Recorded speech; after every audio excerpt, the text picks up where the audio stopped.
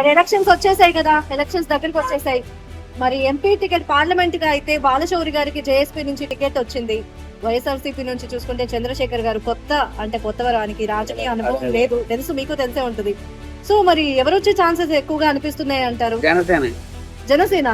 ఎందుకని అలా అనిపిస్తుంది మీకు? అదే వస్తుందండి. ఎందుకంటే ఇప్పుడు బాలశౌరి గారిని ఆల్రెడీ చూసాం కదా మనం, ఆయన ఏ విధంగా జనసేన అవును జనసేన పార్టీ అక్కడ రావచ్చు.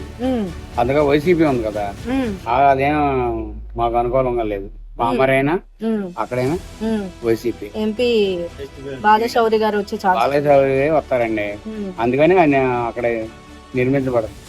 ఇప్పుడు బాలశౌరి గారు అభివృద్ధి పనులు ఏమన్నా మీరు చూసినంత వరకు? నేను చూసాము, నేను మచిలీపట్నంలో చాలా ఉండొచ్చా, కానీ బాగా చేసి అక్కడ ఇప్పుడు పోర్ట్ వస్తుంది చూస్తే. గుడివాడ కూడా వెళ్ళారా మీరేమన్నా? గుడివాడ రైల్వే కూడా ట్రాక్ వేస్తున్నారు, బ్రిడ్జ్ వేస్తున్నారు. నెంబర్ 1 వస్తుందండి. ఈ గవర్నమెంట్ అనవసరంగా వస్తున్నాం, ఇదే నెంబర్ 1.